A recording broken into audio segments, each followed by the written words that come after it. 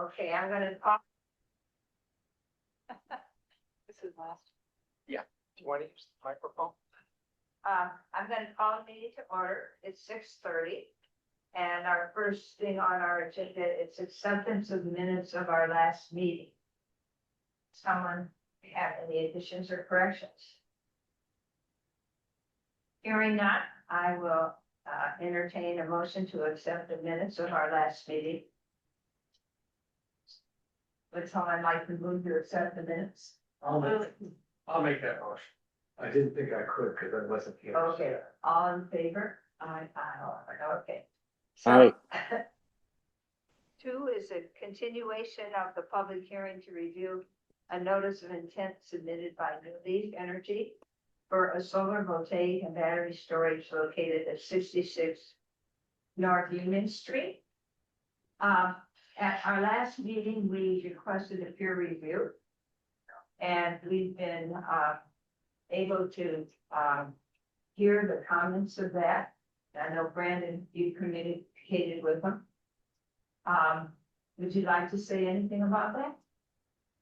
Yeah, I'd be happy to run through them if commission would like. Either I can give you a quick summary, or we can get in more in detail if you'd like. Well, why don't you go through kind of the major things that were suggested, okay? Yeah, definitely. So I guess, so the peer reviewer reviewed the stormwater to the Massachusetts stormwater requirements, which are 10 different standards.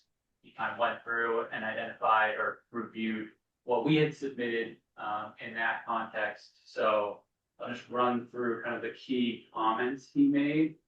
I guess just to start, generally speaking, all his comments I've reviewed, and I'm happy to make the adjustments that he's recommended on really every single one. I think he's very reasonable and accurate from my perspective on kind of the technical side. So we're gonna take that back and make adjustments, but to get into specifically what those are. Brandon, would you read the peer reviewer was? Yes, that was. That low and so should. Got lower and so flat. Thank you. Oh, Brian's done this. I of course didn't print the first page. Okay, so on standard number 2, post-development peak discharge rates do not exceed pre-development peak discharge rates. Their comment was that the points of analysis that we were looking at, we were kind of move them. The points of analysis that we were looking at were off the property. So the property to the south of Mr. Pitco's. He suggested that we analyze the actual points at the property line, because if there were any dispute, that's where the analysis of, where it would be looked at. If there was any water, discharging off-site more than pre-existing. So we can make that change. We don't anticipate for this change to impact the actual analysis, more just where we're looking at, where we're measuring those discharge rates and comparing pre. So we can make that change. The next items were on standard number 3, which is the loss of annual recharge to groundwater, subsequent proposed recharge to compensate, mitigate for the loss. So basically that standard is just saying, you're putting impervious surface on a site, you need to make sure that you're recharging, you have some area to allow infiltration to recharge that groundwater to make up for any impervious surface that you're putting in. So one comment he had was that in our calculations for the recharge volume, or the required recharge volume, we consider the entire site as hydrologic group D soils, which is, we made that as poorly infiltrating soil. Mass DEP identifies that when you have soils of D soil, you use a 0.1 inch per square foot of impervious. That's kind of like the required recharge calculation. He noted that that is a little less conservative than if you were to assume some of the site soils were C or D. And he said that basically we should rerun that analysis. He doesn't anticipate that it will change because the required treatment volume is likely larger than the recharge volume. So basically, like the larger of those two numbers is what our infiltration basin needs to hold. But he said we should run that analysis just to make sure that using C soils is not higher than what we are currently. So we're happy to run that analysis. I don't know, it may, be more than what we're holding right now. We'll adjust the basin if that calculation. Isn't it a problem since we haven't had a soil survey and you're not really sure whether they're C or D?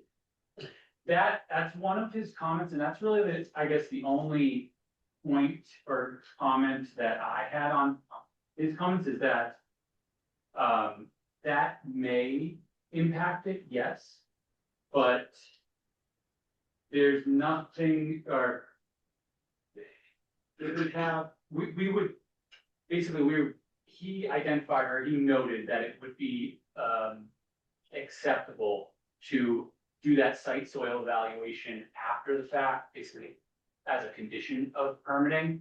So, and then take that analysis, potentially rerun the calculations and come back to the commission if there were changes there. Yeah. So he said that's pretty common that they do that as well.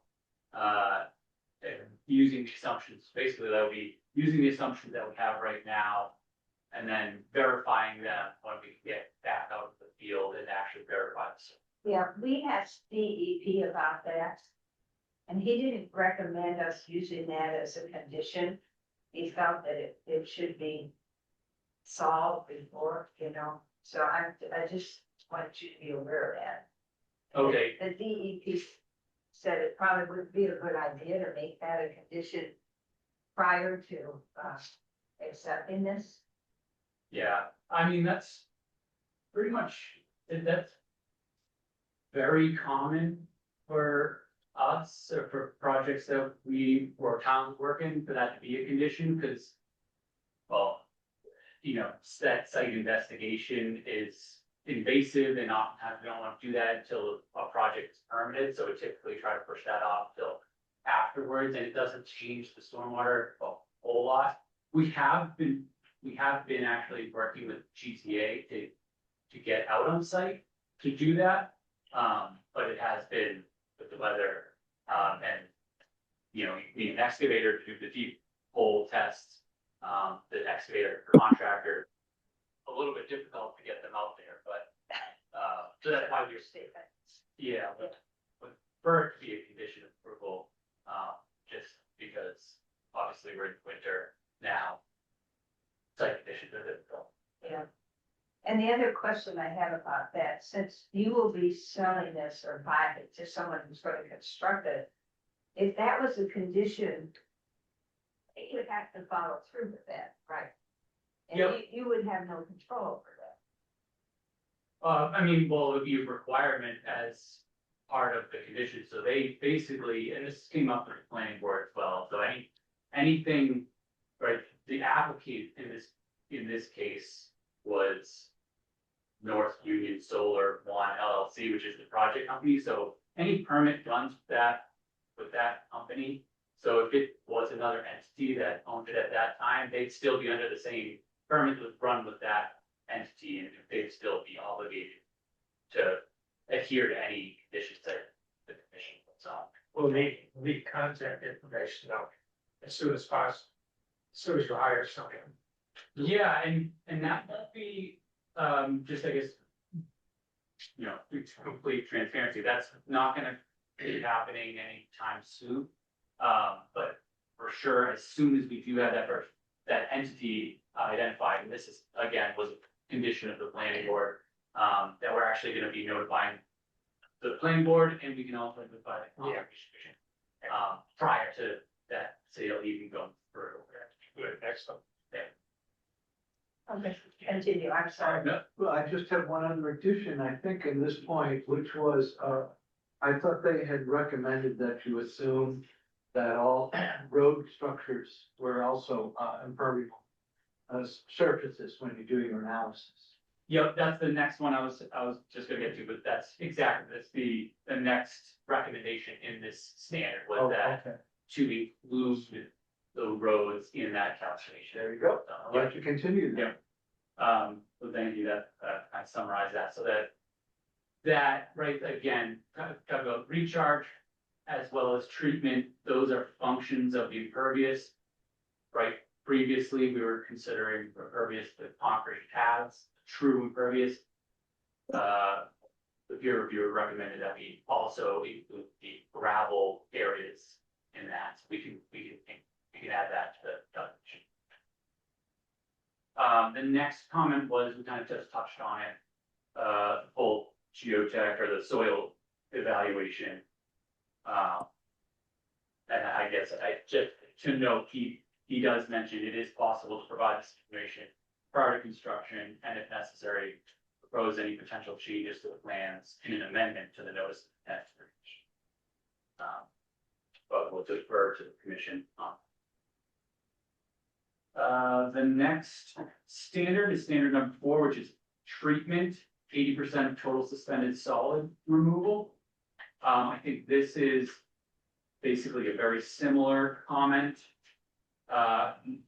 As far as including the gravel roads in that calculation, so not only for the recharge volume, but also for the treatment. So standard number 3 is for kind of recharge, and standard number 4 is for treatment. So he's basically just saying include gravel roads in addition to the concrete paths for both of those calculations. We can do that. Only really a couple other things to note, on standard number 8, he mentioned, and this is really just me to clarify for board so you're aware, is he said, a review of endangered species will be required, which typically results in clearing of trees larger than 3 inches diameter, potentially needing special protocol. Typically, this might require the clearing to be done during inactive bat seasons. He is correct, and we are going to be restricted, or we are only going to clear trees on the site, but basically in the inactive, which is November 1st through March 31st. So we're not going to be cutting trees during the summer for those bats. So I know that's not necessarily directly your purview. That's kind of U.S. Fish and Wildlife requirements, but I just wanted to let you know that is. Because I wondered about that. Yeah, we don't. I don't know how much you're familiar with the northern long-eared bat, but that's just one of the requirements that U.S. Fish and Wildlife has, basically avoid any impacts to their pup season or their feeding, their summer when they're active. So we are going to be taking that precaution. And I think the last comment he had was on standard number 9, which was long-term operation and maintenance plan. He recommended creating an inspection log form so that whenever the inspections and maintenance are performed, notes can be taken, dates can be logged, etc. And then if the commission ever wanted to see that maintenance and inspections were being completed, there's documents that can be submitted to the commission. So we'll add a log form in there. And that's typically we'll add a log form now, but that's just as an aside, that is something that would definitely be incorporated in SWIP prior to construction. So this is kind of one piece of it, but there is also prior to construction, we'll need to file with EPA to get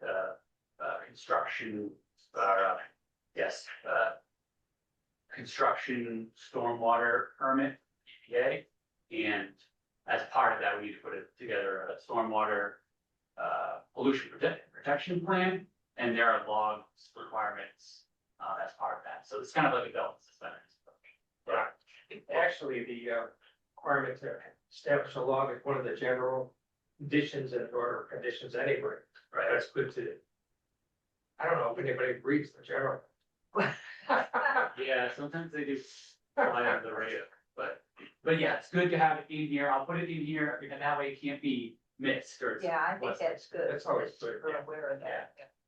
And then you did make a mention of, you asked a question about who will be responsible for future inspections, maintenance, and repairs, and as we just talked about, I don't have that entity right now. It'd be the future owner, the long-term owner will hire an operations and maintenance company to perform those kind of day-to-day or field work type maintenance activities.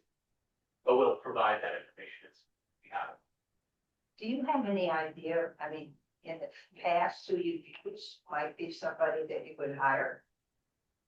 Or maybe you're not, you can't say that, just curious. Well, it's funny, we actually, Newly used to be part of a group that included EPC and O&M. So there used to be a company called Borrego that did O&M. I think they're side is called Clean Leaf now. I don't have off the top of my head, I don't have any other O&M company names. But it's, they're out there servicing the other solar projects that are in the Commonwealth. Right, right. So I think what I'm hearing from you, is that you will address this, so it sounds like we need a continuation, so you have an opportunity to address what you just discussed. Yeah, I haven't. I guess that's, up to the commission either, or we'd be happy to make a condition of approval, basically that we will address to the satisfaction of the peer reviewer these comments. If the commission wanted to handle it that way. If that's not how you want to handle it, we will address them prior to the next. Okay. I have a question. We'll leave this altogether. What do you think about the recommendations and responses to some of the sedimentation catch basins, the alterations in both their positioning and shape? There's a lot of other points there, I think, that I need to touch on as far as their recommendations. Didn't know what you thought of this. Yeah, I think that I was generally amenable to those recommendations. That we brought some good points. I guess generally what he was stating, and I didn't get to that, but I can read excerpt of that. But effectively was saying that, there is a requirement between groundwater and the bottom of the basin. So we'll need to check for that. And one of his recommendations was you may want to raise those basins up, regrade, to make sure those basins are not kind of in the ground as much and potentially interacting with that groundwater. I think that's reasonable. And we have some space on the site to do that. I think that's one of the reasons that we try to be conservative with a lot of our assumptions, because we have those kind of spaces reserved for stormwater. So that kind of some space to work with to rerun these calculations, make some adjustments to the grading, maybe add a switch to make sure that we're capturing water from the road and getting into those basins. So I think it's definitely, there are technical solutions to the comments that he made. I have some questions. Sure. I'm referring to the responses to Mr. Stockman's comments that you made. I think it was very thorough. But there was just one thing that came up that I was questioning, because in the planning meeting, there was a lot of concern about taking or removing soils, bringing the soils in and so forth. Mm-hmm. And you mentioned here that when you remove stumps, of course, when you remove a stump, it takes some space. So you're creating a void in the soil. And so you said holes will be filled with adjacent material, which is kind of vague. What is the adjacent material? Yeah, I can see how that. What I meant was basically that, right? We're gonna have that hole. We're not gonna be importing material to fill that. But basically just be regrading the area to, the adjacent material or the material around that hole fill in. So overall area may lower slightly in elevation because some of that material will be used to fill those stump holes. But we're not, I guess the key point is we're not intending to import material to build But those. won't that thin the topsoil if you're pushing it from one place to another place? Well, it should be the kind of order of operations, they should be, you know, before they do any work like that, they should be stripping the topsoil, grading out as needed, and then putting that topsoil back, so it shouldn't be thinning that topsoil out. It should, you know, be covered at the same time the air is was. Maybe a little thinner. Okay, there was one other thing, a comment there, which I thought was an excellent idea about stabilizing during your stepwise construction. And you mentioned various types of things to control erosion, and you mentioned erosion control plans, which I think is a great idea. And then I just want to read a couple of things from the DEP's conditions on, it's a wetlands policy 17.1, PV system solar array reviews. And the one thing that's kind of interesting here, it's kind of an aside, but I think it reflects our concern about the habitat there. It says no work is proposed buffer zone or resource area that borders a critical area, and in this case, it's the priority habitat of rare species. And it says, let's see, it says, anyway, it says it borders a critical, and that's kind of a vague term. No, it's on the other side of the wetlands, but it just shows that if it's a plant, it's not so much a big deal, but if it's an animal, they don't tend to stay put where you want them to be. And I'm just saying that it's an area to be concerned about. And now this gets down to the adjustments that are gonna have to be made before we can give you a permit on an order. And it besides the recommendations of the peer reviewer, we're going to require that you eliminate clearing in the first 50 feet of the buffer zone throughout. I'm going to give, let me give you I got summarized all these. Oh, yeah, print out. I got it printed out, I'll give it to you. Okay, thank you, that. Okay, please. Black. Yes, I appreciate it. Two. And then I'll just read them off. There you go.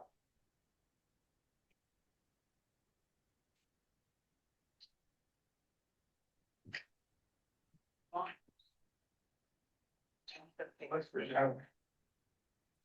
You too. So, that would include, since you're going to be, pulling back 50 feet, you have to relocate the access road and the perimeter fence, so they'd be out of the buffer zone. And then, during the planning hearing, we heard about how the fire department has to get around this area. So if there is a forest fire started by a battery fire, they can access and put it out. So that should also be provided outside the buffer area. And then, one thing it's, I've never seen any map, I'm sure it's probably because it's so preliminary, but the access points for maintenance and for us, well, I guess the fire department wouldn't be going in there anyway if there was some problem, but the access points for just routine maintenance, as long as it's not in the buffer zone, that's what I'd be concerned about, okay? And that's pretty much it. Okay. Yeah, I think these are, we can make these adjustments with the other adjustments that peer reviewer requested. Just to make sure I'm understanding, so access road outside the buffer zone. And I guess in a way, am I not thinking about this correctly, that if the access road's outside the buffer zone, then the access for the fire department, maintenance, those would also naturally be outside the buffer zone, and that should satisfy those. That is, comments. that's correct, yeah. Okay. But we can identify the gates, that they would be Sure. traveling, well. Okay. But what about? There'd be no clearing at buffer zone. No clearing. Well, No, you're saying here 50 feet. First 50 feet, they were gonna clear. Yeah. They're not gonna clear anywhere in the 100-foot buffer zone. oh, I guess I'm. No, that's not, how this is coming across. It doesn't Okay, say well, anything we'll about change clearing. it then. Okay, just want to be clear that. No clearing, Okay, so sorry, so this is saying no clearing within the buffer zone whatsoever? yeah, no clearing within the buffer zone. 100 foot. I mean, that's, I guess I would like to push back on that a bit, because that would basically eliminate any work or any impact whatsoever to the buffer zone, which effectively negates the reason for us to be in front of the conservation commission. You know, my perspective, the purpose of the conservation commission is to ensure reasonable and appropriate development within the buffer zone. So if this is effectively prohibiting any touching of the buffer zone, it kind of feels a bit like, you know, there's no point in having conversation on conservation commission if it's prohibited. So I would like, I'm happy to make some of these changes, you know, the more impactful things like access roads, I can understand that, moving that out of the buffer zone, any access travel ways. But, you know, we could retain just the tree cutting within the first 50 feet, no stumping, just for shading. Because otherwise that really significantly impacts the production of the system, is the concern. So Well, in response to that, I've gotten a communication from the DP circuit writer. He said, when you clear a lot of trees, there a buffer zone should not clear buffer zone. Now, that's DEP. So if you want to appeal it, I don't think they're going to be very receptive to your suggestion.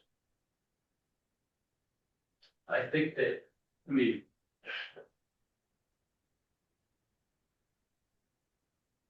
I guess I just don't understand why we, you know, why we would be seeing this application in the first place if there's gonna be no, you know,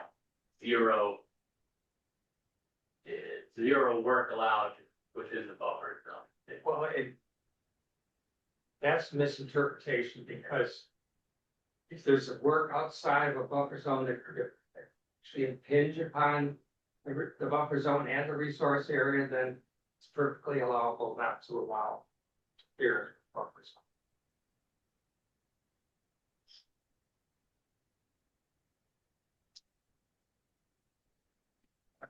You want to entertain a question, Judith? No. And to the citizen, seems to me like a buffer zone means no access anywhere. That's not exactly how that regs read. Yeah, the resource area is what we're trying to protect here. The buffer zone is just that, a buffer where any work being proposed needs to be, you know, looked at closely to ensure that it's not going to impact the actual resource area. And has a negative influence on the ecological integrity of the wetland. How it forms within the larger landscape. Exactly.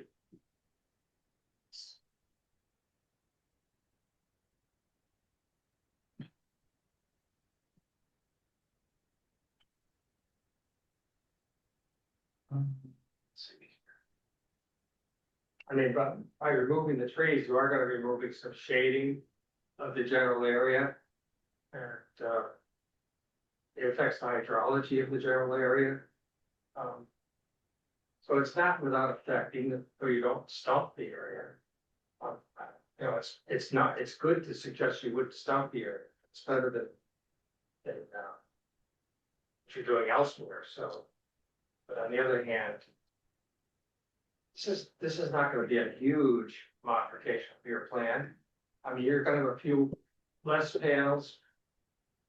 They'll still have a lot of panels, there's 16,000 panels out there. It's more than 16,000, and I don't know how much you have to give up, but it won't be very many.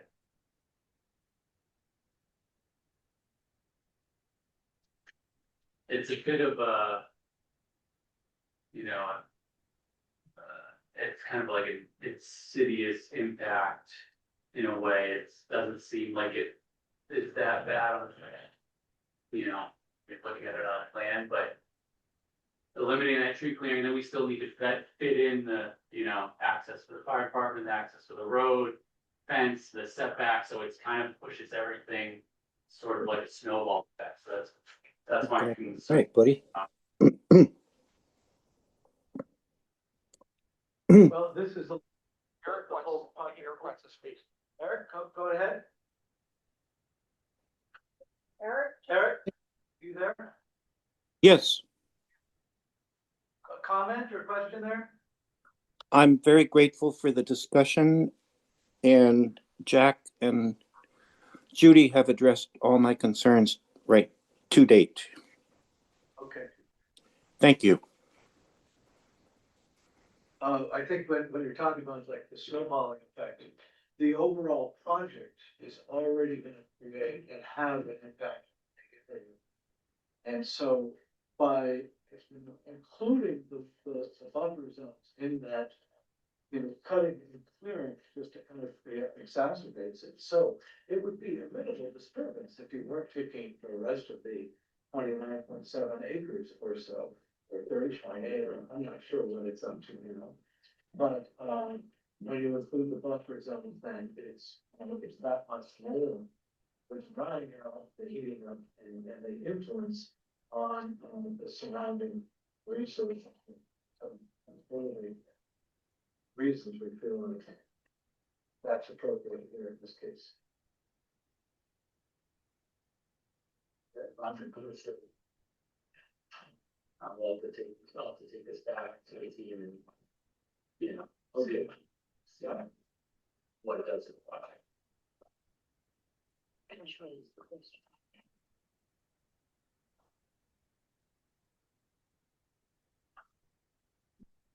Do you have a comment?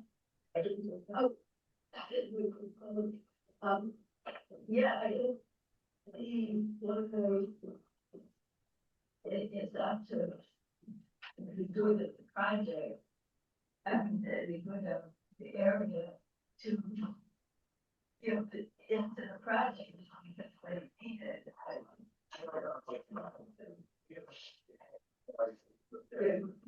We think he first cut the net.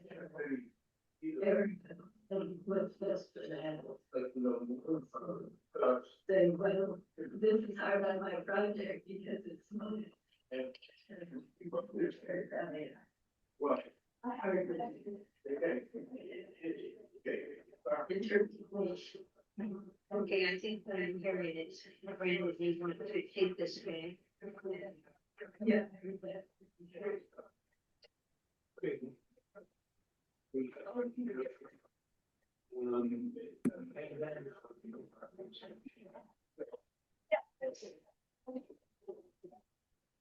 Yeah, I think that is that. Like, yeah. Although, you know, I don't know what,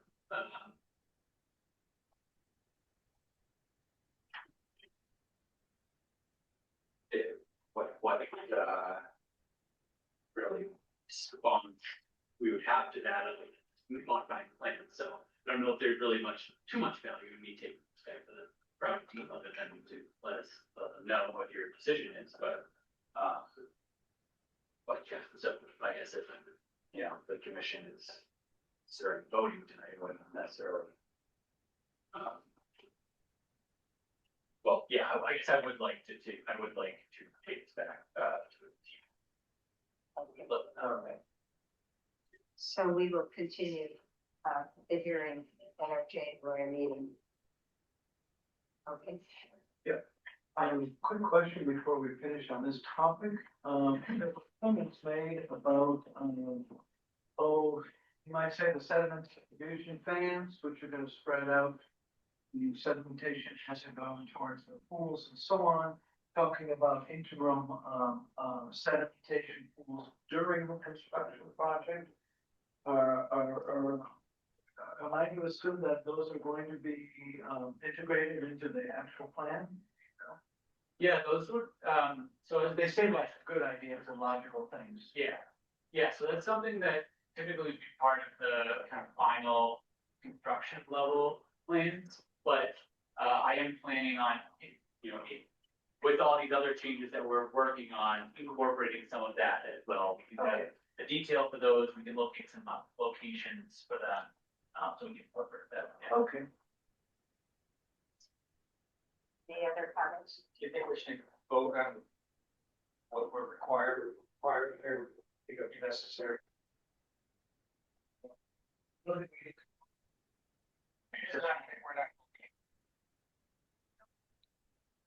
Is there any clarification needed? Do you feel like there's clarification needed? What information we're looking for? No, I don't think that, this is pretty clear, eliminate hearing what's in the buffer zone, and then I guess, as far as the soil evaluation goes, is the commission going to require that prior to, voting, or that it can, would it We would like that. There was a mention as well as to where is the water table below. In some places, it's only down a foot. In other times it's down, 24, 30. I think there was a suggestion made that you might want to tap the Board of Health, see if anybody's done a septic, replace the septic system, if they do a test pit. Yeah, I mean, if we're gonna be doing soil evaluation, we probably don't necessarily need to look at, like, that would be helpful if we were gonna have this be a condition of approval, to be something in the vicinity, but if we're gonna have soil tests done, literally where we're putting the infiltration basin, it's probably not necessary. I remember this was to kind of determine what the actual. You might say of the base of the sediment location was so it needs to be, for this has to do with recharge. And at least a foot. Yeah, it's not just bigger drawing down. That's right.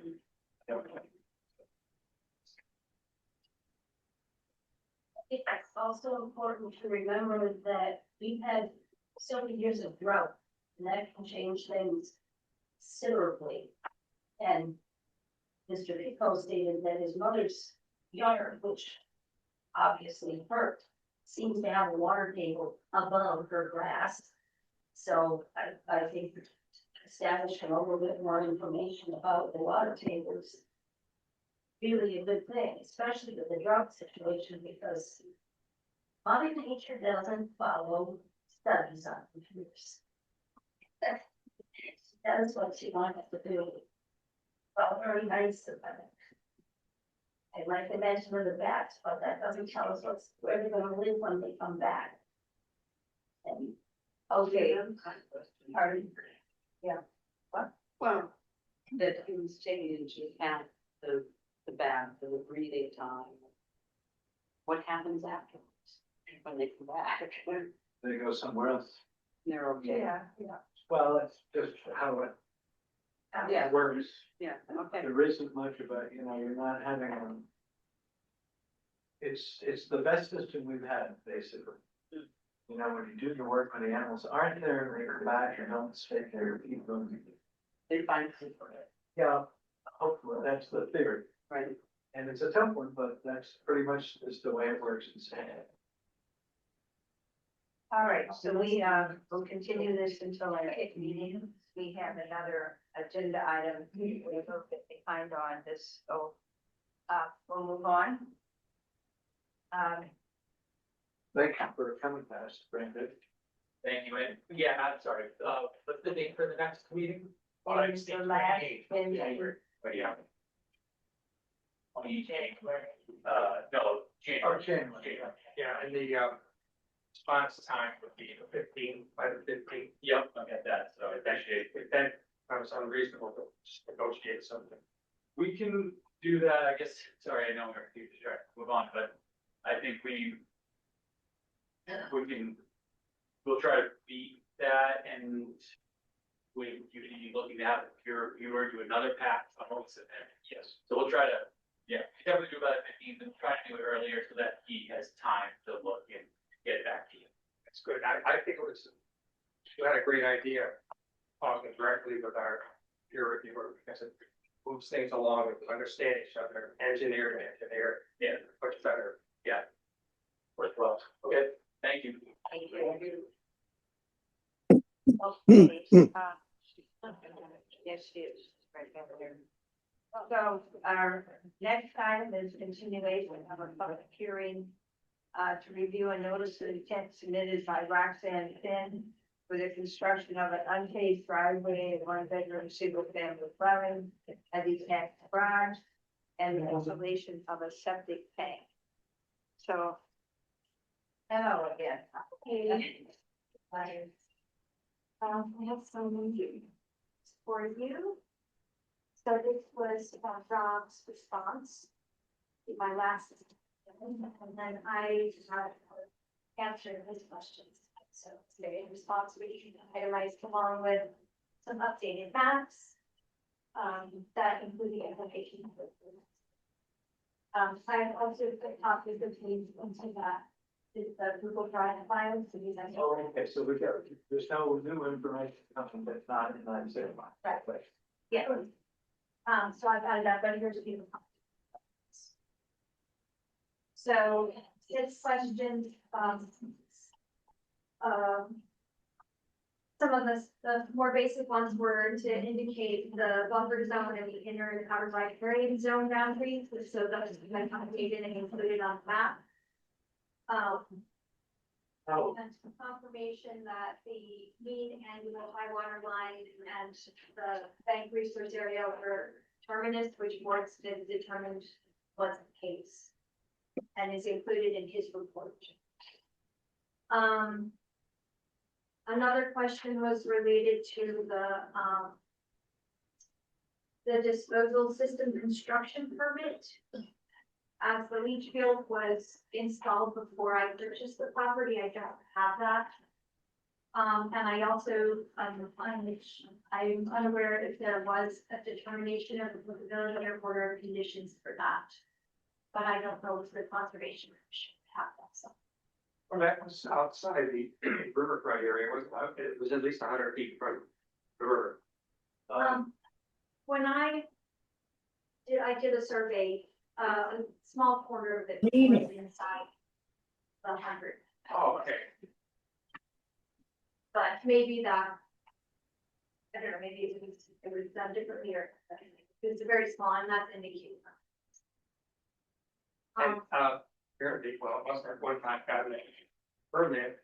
Yeah. Before it fell, Yeah, and so they generally are pretty much aware of it. okay, So, but then there's the contract, yeah, right. right?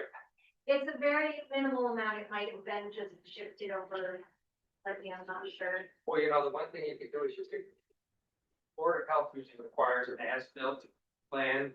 That's included in. Oh, you've got that. Yes. That's great. Yeah. Good. So I've included that along with the Title V inspection.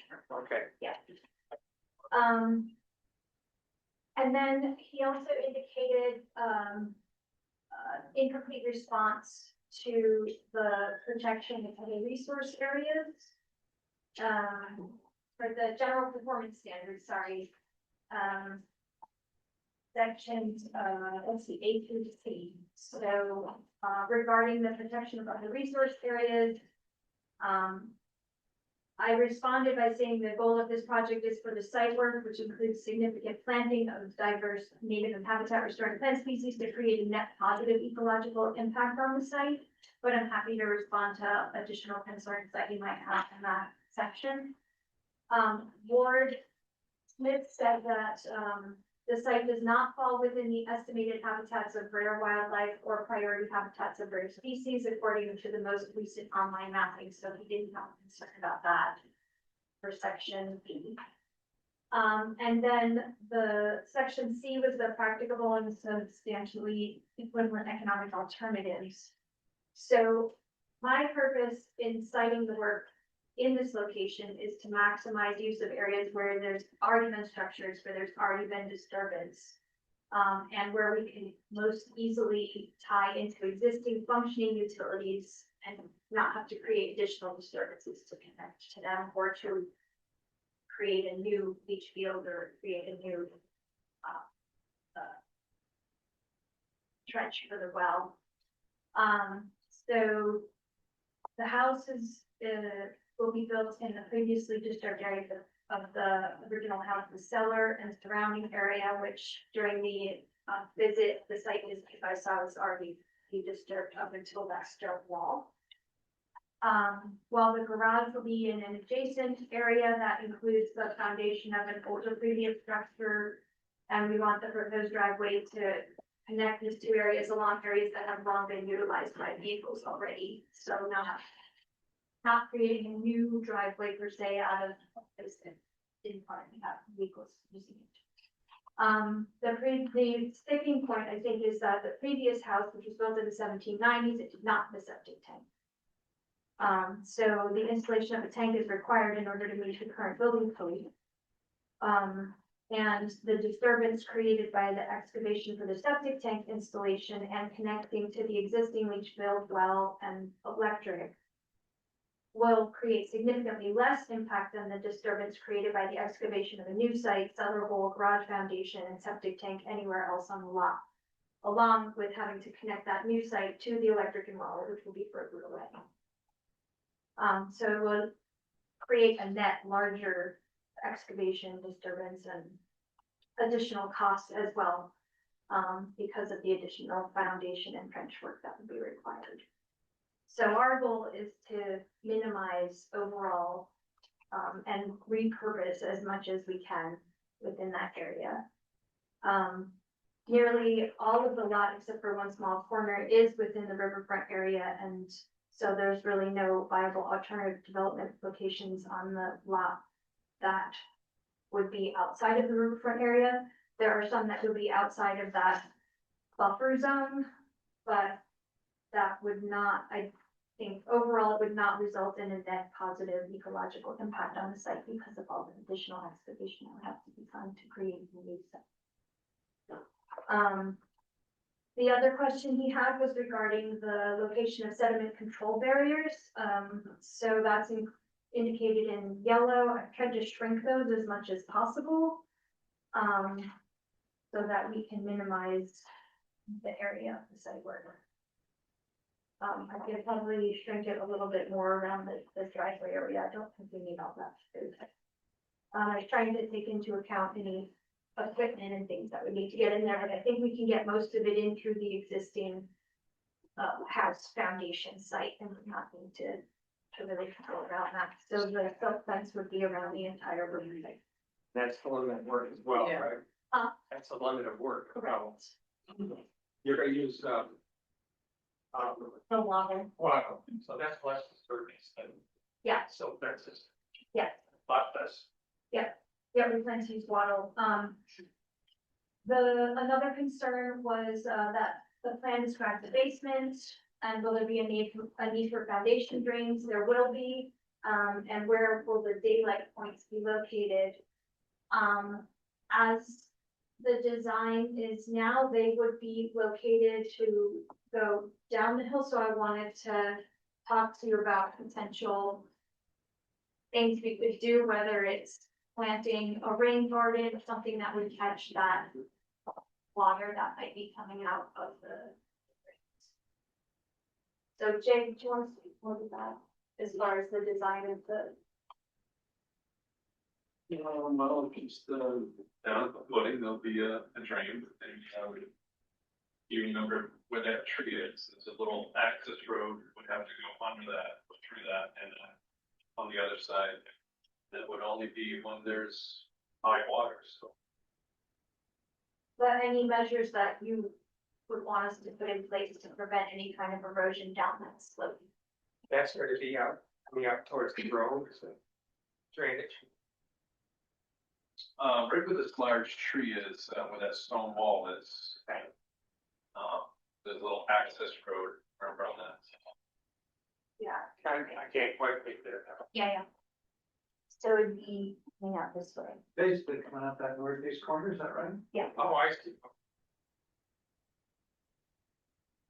And this is just for anything that collects in the basement, is that correct? Yeah, along the footing, so if you're footing drains. Okay, so for like French drains around the place, the outside, the gravel, right? One, Oh, 4 inch. Right, pipe around. less to do with internal cellar floor kind of drain, Right. but Right. more. Water going up Moving against the water foundation. around. Right. Yeah, I just wanted to clarify that because one, of course, will have anything that spills on the floor in the basement go into it. Right, no. Whereas the outside is just collecting rain and putting it out there.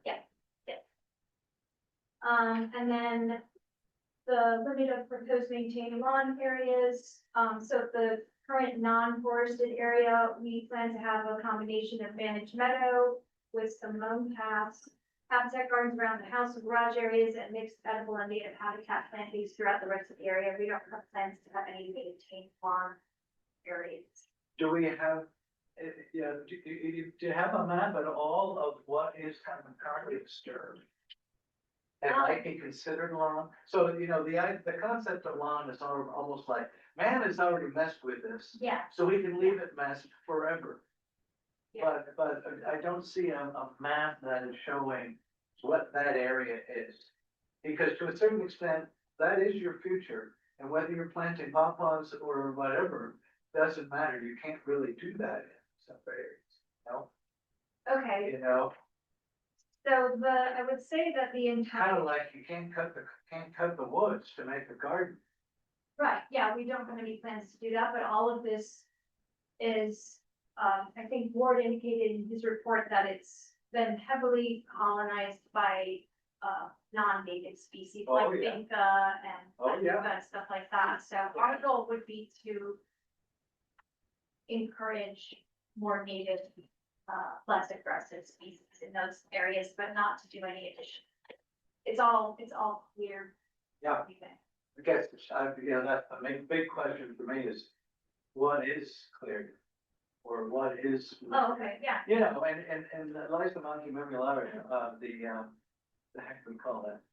Anyway, the little yellow loose stripe that goes along the ground, forgot the common name, but, that's kind of everywhere. Yeah. So we wouldn't exactly call that a lawn, Yeah. But other areas that are clearly, somebody was lawn or indoor garden thing, that's a little bit helpful. Sorry, there's loads of Vinca, as she said. Yeah, but, that just goes, and it goes through the woods, that wouldn't really be, at some point, perhaps if it's solid that, you almost could call it that. I understand the goals and the intention. okay, It just, if you see what I mean, it would behoove you, perhaps, and it would be nice to have here on record, what is the part that is kind of manipulated already? Otherwise, you've left us with no option in the future of saying, no, you can't keep going with right, yeah. the pop-up farm. So we did have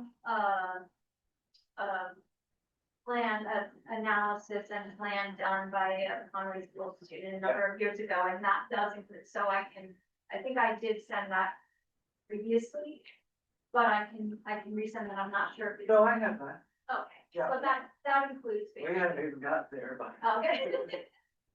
But that does, that's the pop-up jokes. yeah, that does indicate the perimeter.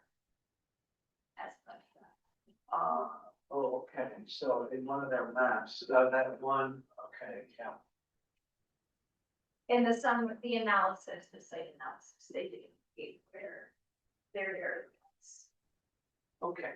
And our only plan as far as additional tree removal would be the maple that I had indicated prior, which is nearly falling down itself. And 3 other trees that are in very poor health. So that would be these 4. These are 3 maples and an apple tree. We do have concerns about this tree, which is also a sugar maple, because of its position with respect to the site work. We're worried about the impact.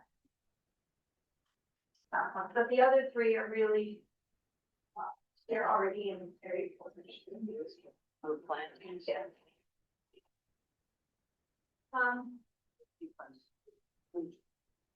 And then just to finish up what Rob's concerns were, he asked a question about a plan that appears to show new laterals within the existing soil absorption system. We don't have any plans to do anything else as it is. I think there was a part of the design of the drawing that was deciding, and I told him that I need to change or expand How many, bedrooms is this?